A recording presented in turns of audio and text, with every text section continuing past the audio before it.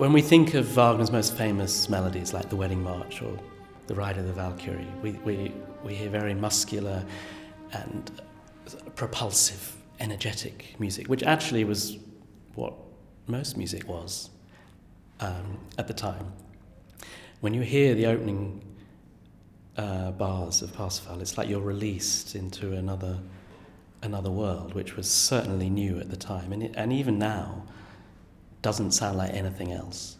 There's a kind of, it's moving, but it's still, it's kind of up in the air, but it's not flying. It's sort of lifeless, but full of life at the same time, which he does with the simplest of means, just one single melody. And it's a wonderful way of expressing something spiritual. When you think of Wagner being a lot of mind and body in his music, and then suddenly he takes out the body and he takes out the mind, and you're just left with this spirit.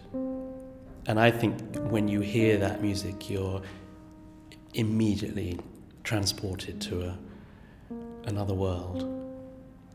There's a line in the piece where Parsifal says, "I've hardly moved, and yet I feel I've travelled so far." To which the reply is, "Yes, my son, here time becomes space." And for me that line sums up what is so magical about the piece and about listening to it, is the idea of time becoming space. We're all, in our lives, we're all so driven by time and it running out, or there not being enough of it, or being too much of it, and we can come and experience this work and hopefully be completely released from that sense. And if it does take about 4.5 hours, but if nobody's aware of that, I think then we've done a good job. The opera is the most incredible creation, Wagner's last work, for 17 years now, I think, since '93, when I first sang it in Berlin with Baden-Baden, the Staatsoper in Berlin in '93.